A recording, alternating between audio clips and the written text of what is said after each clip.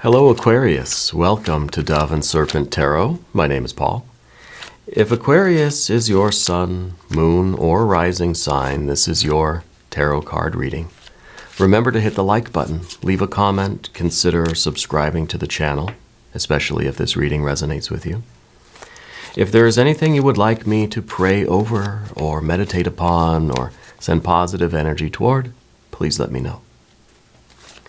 Now, this is going to be a general reading, so try to be open and receptive to whatever may come through during our time together. I am merely the messenger, and I ask you to connect directly with each of these cards and use your own intuition to take you beyond the details that I might provide.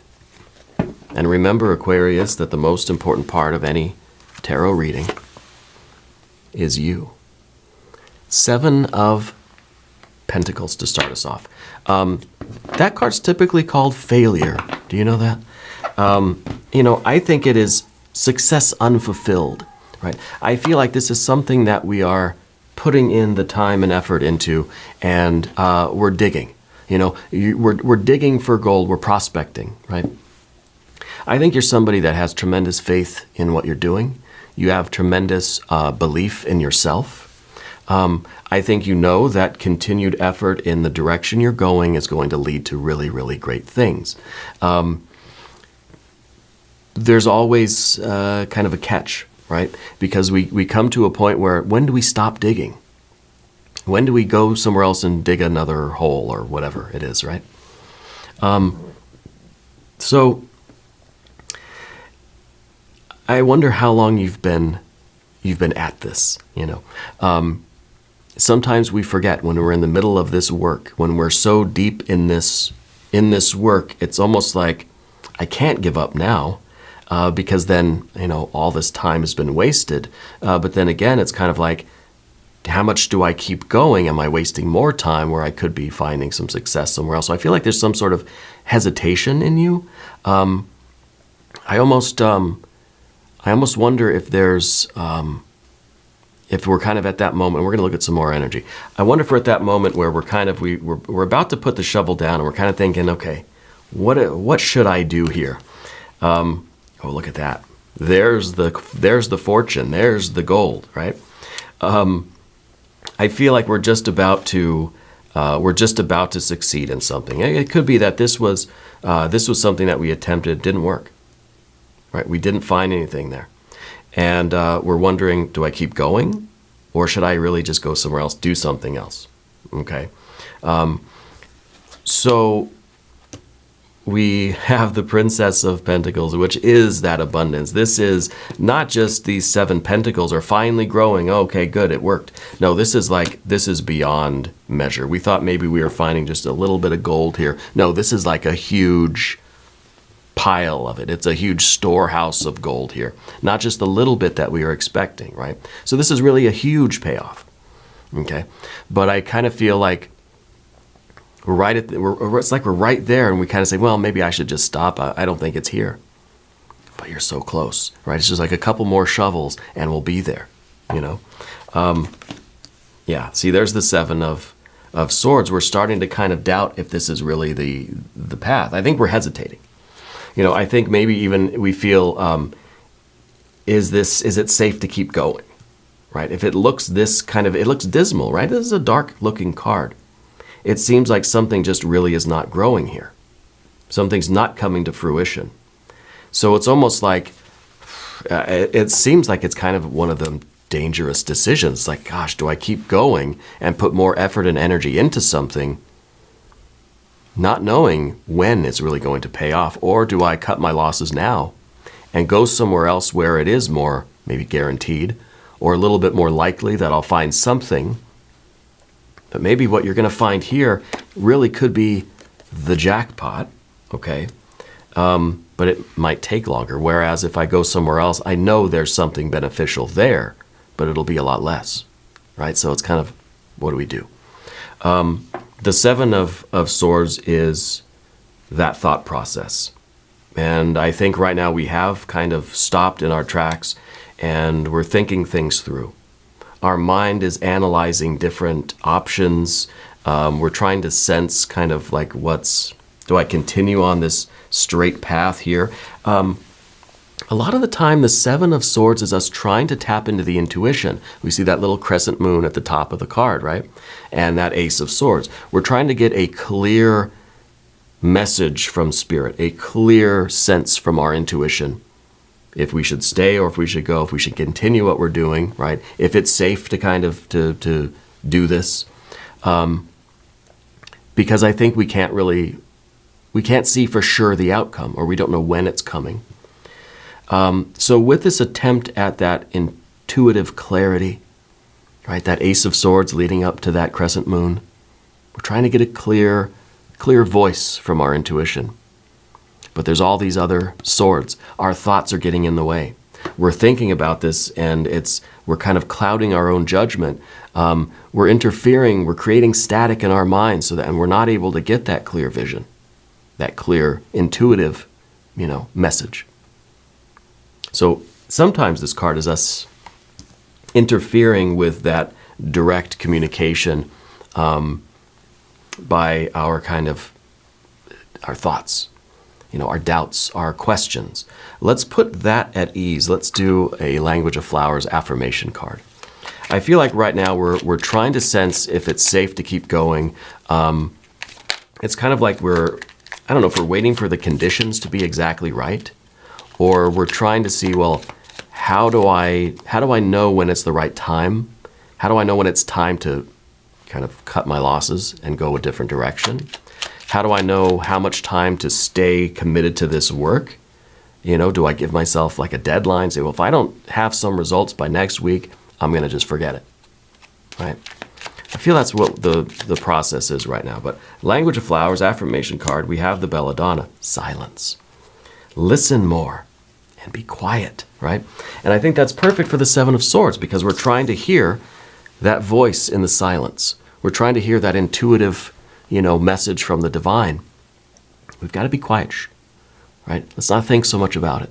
Let's look for a sign. Let's wait for a confirmation. Let's clear our minds, and we'll get a direct message. Okay. Let's look at what's going on in the past position. 4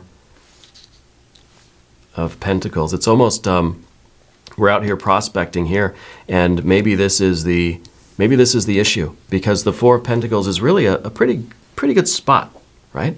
This is, I think, a relatively successful thing that you had, or maybe currently have, but it's nothing compared to this. This Princess of Pentacles is everything, exponentially more than a 4, right? And a 4 automatically implies the 5. So I feel that you have this kind of stirring in you. You have this energy that says, I'm not satisfied with this. That I know there's more out there in life. Maybe this is a particular business path or a life path. Maybe it's relationships, family, friends. Maybe it's a spiritual thing. I know there's more out there, but this is pretty safe and stable and secure. Do I want to just stay here?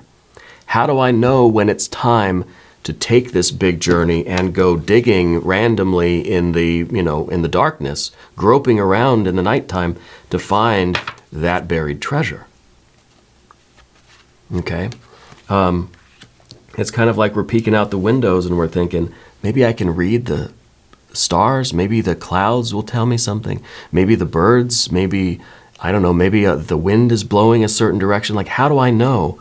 How do I know when it's time to go after this really huge goal, this big, jackpot, this gold mine, this gold mine that we know is out there somewhere? This abundance that we know we can find, but I just don't know. Just don't know, right? And so we kind of stay inside the 4 of Pentacles because it feels safe and at least it's familiar. But the 4 implies the 5. I feel like there's a stirring up of this kind of anxious energy that we're ready to do something here, but we're just not sure. We're hesitating. There's the princess again. There's the Princess of Swords trying to quiet the mind down. So we realize we're in the 7 of Swords position. We're trying to invoke a little bit of silence so we can hear the voice in the silence. The Princess of Swords, I think, is kind of us trying to discern the right timing here. Okay? It's kind of that part of our mind that is just like wanting to kind of go back this way. It's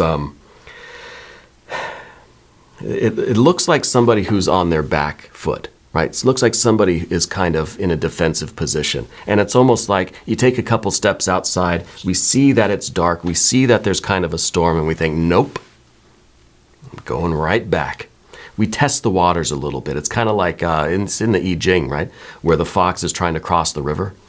And the fox maybe tries to go out and cross the river, but its tail gets wet. It says, nope, goes back to the other shore. The fox is going to wait. The fox is going to wait for the conditions to be perfect, going to wait for the river to become solid ice. Then, well, now I can cross the river. I won't get wet. I won't fall in. I won't meet with any calamity. And so that's us waiting for the exact right time. Well, what do we do? Do we wait for the right conditions? Do we wait for the river to freeze over? And then we can just dance across or ice skate right across? Easy peasy, right? Or do we realize that the conditions will never really be perfect? We can wait for the optimal conditions. The river looks pretty frozen. I'm going to go ahead and try. I'm not going to ice skate, because what if the ice is really thin in some places? I'm still going to be very cautious, but I'm going to do it, right? So there's this idea of, preparing as well as we can, expecting the worst, expecting the ice to crack and break and for it to be very thin in some places and to be, treacherous. But also kind of waiting and knowing when the conditions are as perfect as they can get.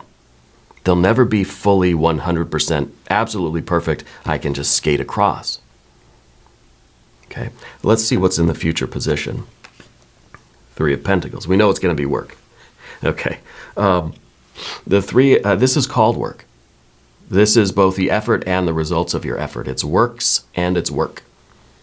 Okay, and I think that this is knowing that this treasure is out there. Yes, this abundance, this the gold, the fortune that we're after, it is out there, and we know it's going to be work both to get this, and it's going to be work kind of after that too. There's going to be more work. It's always going to be something. We're always going to have this. We're always going to be in this situation where we've crossed a river. We're safe. We're stable, secure. We're on the other side of the river. And now it's kind of like, well, now we have another length of treacherous ground to cover. Maybe it's now, maybe it's a ravine, maybe it's another river, maybe it's a mountain, who knows? So we kind of do the same thing. We have to prepare, we have to assess, we have to wait for the right conditions, and then we have to go. We have to do it, we have to try. Okay, so the 3 of Pentacles is always, it's kind of saying that every ending is kind of a beginning. Every time you finish a section of this journey, that begins the preparation for the next phase. And indeed, it's part of the preparation, right? Every obstacle we overcome is helping to prepare us for the next obstacle that we have to overcome. And so I think that this is really, it's kind of an ongoing path for you. I don't think there's any one particular goal. Let's select the mystery card while we're here. This is a random card from the Smith-Waite Tarot. This is the factor infinite and unknown. We're just going to set it down right here. We're going to put Kevin, aka Mr. Bates, right there on top. We're not going to look at that card until the very end, but it will tie everything together and give us our confirmation. If you have a prediction for that card, put it in the comments. If you haven't subscribed yet, please do. It is totally free, doesn't cost anything. And it helps out the channel, and I really do appreciate it. Okay, let's go. General energy now. Path of the Serpent. 10 of Pentacles. See, that's the pot of gold. That is the fortune that you've been dreaming of, right? And this is what we know that it is out there. And to me, what this is a more specific version of the Princess of Pentacles. This is earth and a very earthy energy here. This is also very earthy, but I feel that this is the particulars. Okay, this is kind of saying, yeah, it's a gold mine, pot of gold, jackpot, all that good stuff. But this is you really able to define that. What is a jackpot for you? Is it literally a financial just jackpot and you're winning the lottery or something? Maybe. Is this the success of the path? Is this you, maybe we're going after that big contract in our job. This is you getting that contract, okay? Or the promotion, or the job itself, or this is you making some progress on, your spiritual path, or certain milestones or landmarks that you might recognize, okay? But this is you knowing what your best life is. This is you knowing what that picture looks like of that jackpot, that win. We're digging for the gold, right, with that 7 of Pentacles. This is now what you find, okay? And this is for you to define to yourself. I mean, you can put it in the comments if you want, but this is something that you need to know. You need to be able to recognize the success or the gold when you find it. If we're sitting there digging in the dirt, looking for treasure, we got to know what treasure is. Otherwise, we're throwing out all this dirt. Maybe there's diamonds and rubies and gold and all this dirt. If I don't know what gold looks like, I'm not going to know when I see it, And so that's what this card is. We have to be able to define the success so that we know, what it looks like when we get there. All right. Let's see what's in the position of the environment. The Empress. That's quite beautiful. This is the paradise. This is kind of the, for in one sense, this is kind of our feeling as if we're waiting for the perfect conditions, right? This is the ideal. This is the utopia.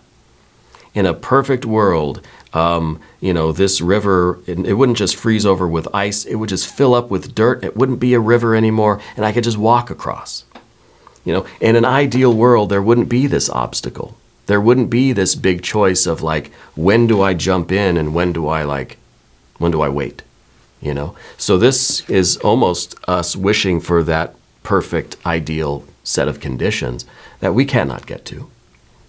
But on the other hand, this card is also realizing that for the effort that we put in, for the faith, the hope, the trust, the love, right, the energy, the devotion, the passion that we put into this, the universe is going to also sort of carry us along too. Okay? Doesn't absolve us of any responsibility or consequences.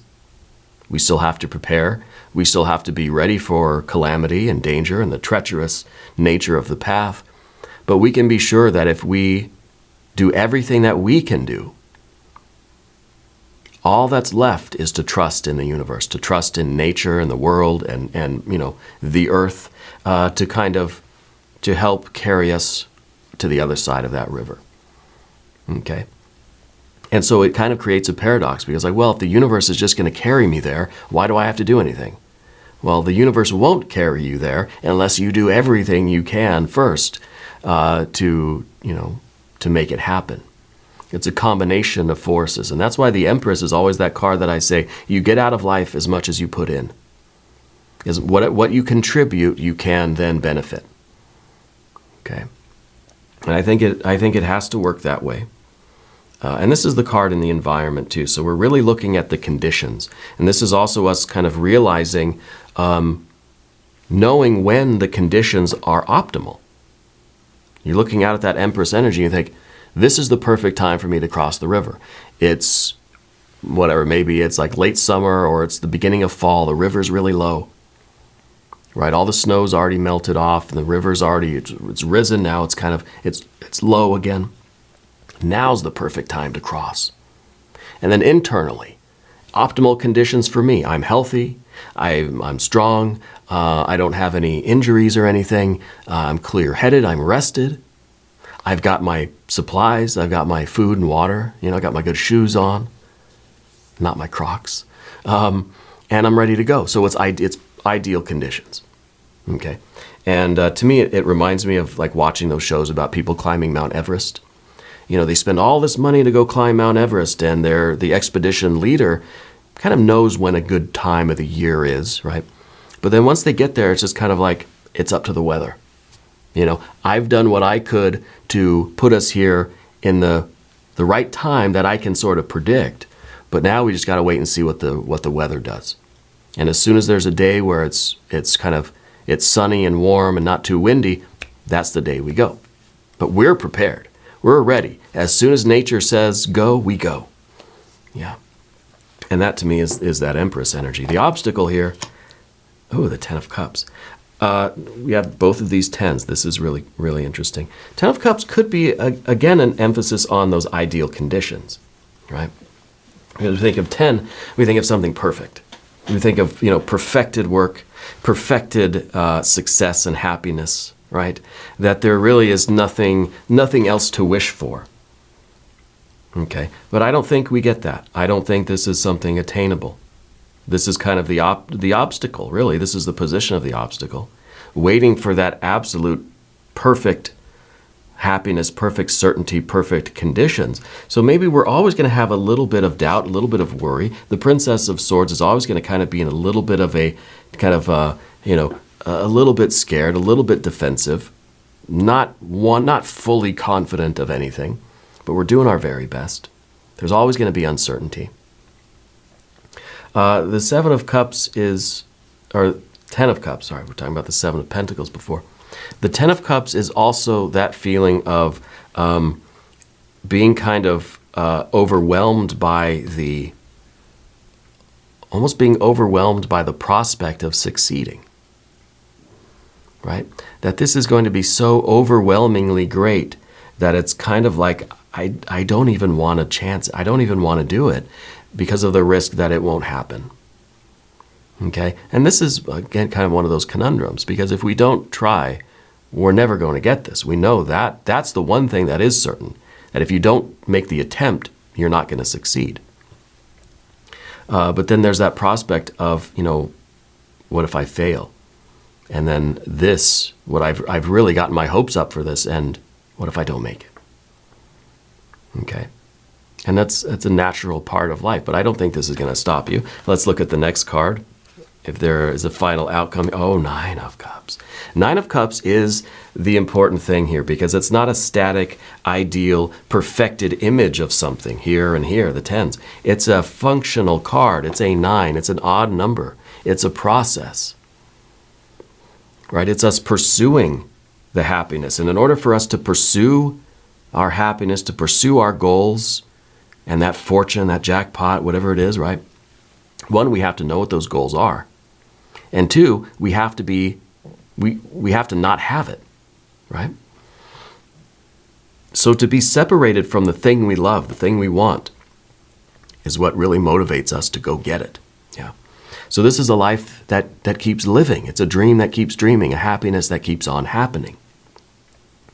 It's the opportunity for us to continue to make progress and progress and progress, to keep pushing forward in a life that is physically, financially, mentally, emotionally, spiritually, creatively fulfilling. Now, this doesn't mean that it's just this one river to cross.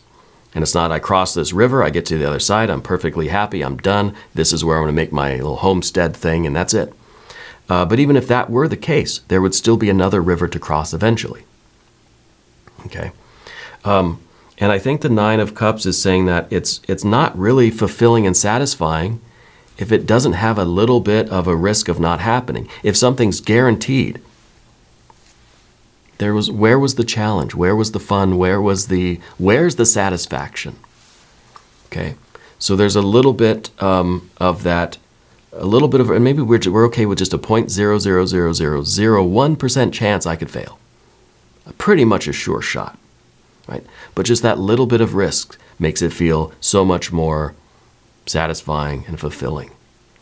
And I think you're going to really have a great experience with this. I think that this is going to be very successful, very satisfying for you. I want to look at the mystery card. See what we got here. Maybe the Eon card, Judgment, Rebirth, Reawakening, the Baptism by Fire. Maybe an Ace of Swords to help us out over here. I don't think we need any more Earth cards. I think the Water cards are already pretty good. So I'd like to see, I think maybe some Fire, honestly. I think that Judgment card would be the fire we need. It's that big fiery doorway to the future. It's saying it's risky, And it might be challenging and difficult. I might get some scrapes, cuts, and bruises, but I'm going to make it through, and it's going to change my life. Maybe the Nine of Wands, but I'm thinking more fiery judgment kind of thing. Let's see. Oh, it's the Fool. Very nice. The Fool is this idea of trust, of taking that leap of faith, of realizing that staying here is not going to do it. That's the only thing we know. The Fool is the eternal wanderer, the eternal traveler. For as long as there's as breath and life in my body, I'm going to explore and seek new things and seek new experiences and challenge myself and push forward and, experience life.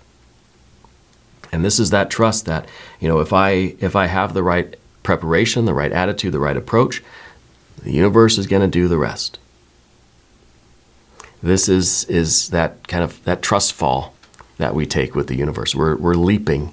We're taking a risk here, and it's a leap of faith, but it's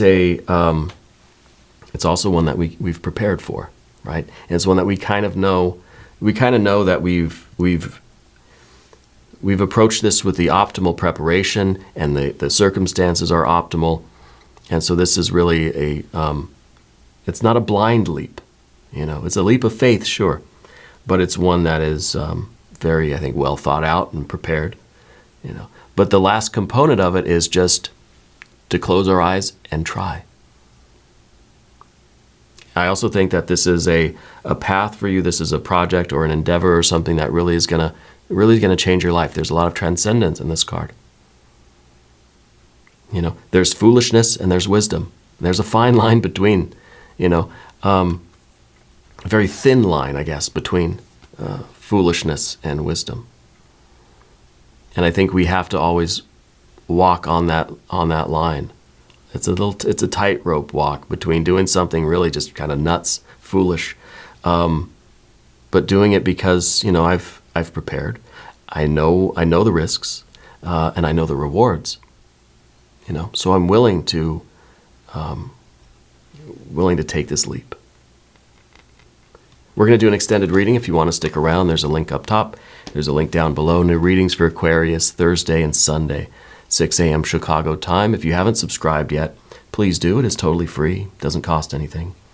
Leave a comment. Let me know where in the world you're watching from, especially if this is your first time here. I want to welcome you. I want you to know that you're the most important part of Dove and Serpent Tarot. I thank you, and I love you, and we're all in this together.